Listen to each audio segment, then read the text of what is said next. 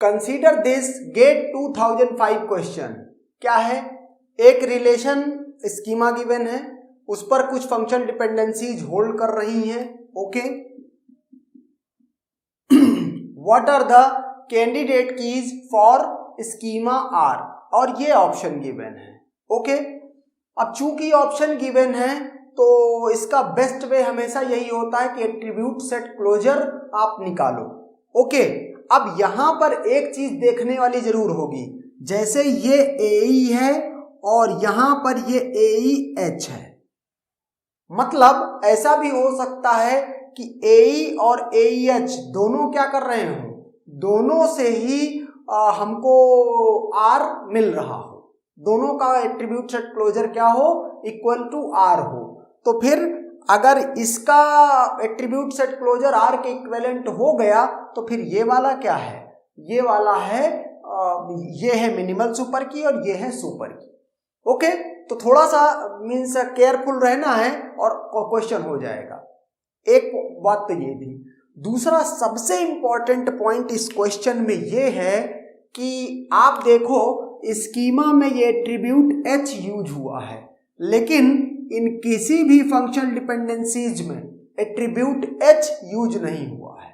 अब अगर आप इन फंक्शन डिपेंडेंसीज का यूज करके कैंडिडेट की निकालते हो तो कैंडिडेट की तो निकलेगी, लेकिन R की कैंडिडेट नहीं होगी।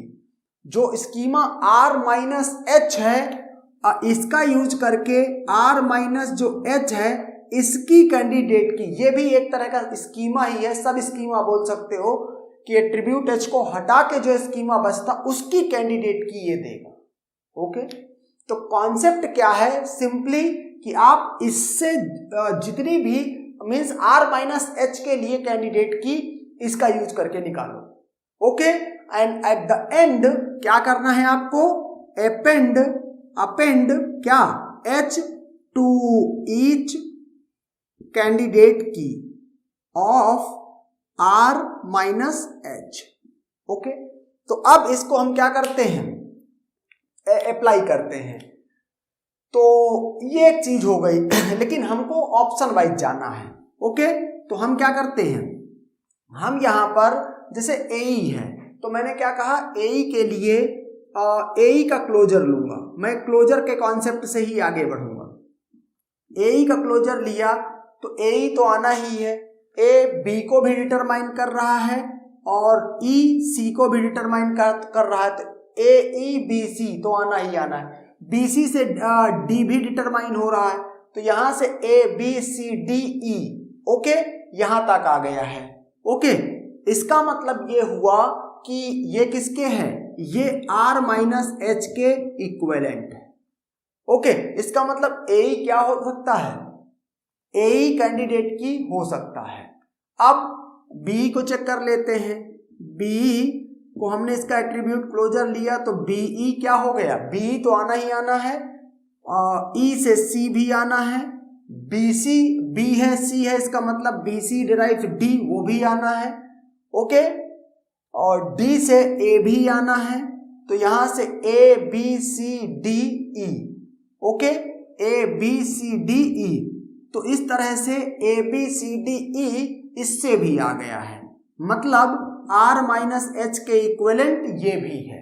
ओके, लेकिन यहां पर देखो कॉन्सेप्ट ये कहता है कि R माइनस H के लिए आप कैंडिडेट की निकाल दो और जितनी भी कैंडिडेट की आई हैं उनमें क्या कर दो, अपेंड क्या करो, AE, अगर ये ऑप्शन इस तरह से लिखा होता AEH BEH, मतलब मैंने H को क्या किया, H को अपेंड कर दिया दोनों कैंडिडेट की में, ये भी कैंडिडेट की है ये भी कैंडिडेट की है, लेकिन R माइनस H की स्कीमा से H को हटा दो तो। ओके, तो इसका मतलब ये हुआ कि ये ऑप्शन तो नहीं है। ओके, लेकिन जहां पर भी AE है और BE है अगर इस क्वेश्चन में, इसका मतलब यहां पर भी H नहीं है तो इसको भी आप चेक नहीं करोगे। तो अब चेक करना है C और D में। आपने देखा कि AE और ABCDE इसको डिटरमाइन कर रहा था, ये भी ये कर रहा था, तो अगर दोनों में H लगाते तो ये कैंडिडेट की तो हैं, तो यहां से AEH BEH, यहां भी देखो AEH BEH। अब सिर्फ चेक क्या करना है, BC और DE, ये BC और ये DE इनका क्लोजर चेक कर ले तो अपना काम हो जाएगा। ओके, तो मैंने क्या कहा, BC का क्लोजर चेक कर लूं। BC का क्लोजर क्या होगा, BC D को भी डिटरमाइन कर रहा है, DA को भी डिटरमाइन कर रहा है, DA को भी डिटरमाइन कर रहा है, तो ये ABCD हो गया। ओके, अब इसके अलावा कुछ हो सकता है, इसके अलावा कुछ भी पॉसिबल नहीं है। ये नॉट इक्वल टू क्या है, R माइनस H है, तो ये कभी भी की नहीं हो सकता। इसका मतलब सी ऑप्शन क्लियर कट गलत है। BCH से BCH कभी भी R को डिटरमाइन नहीं कर सकता है। तो अब मैं DE को इसका क्लोजर लूंगा।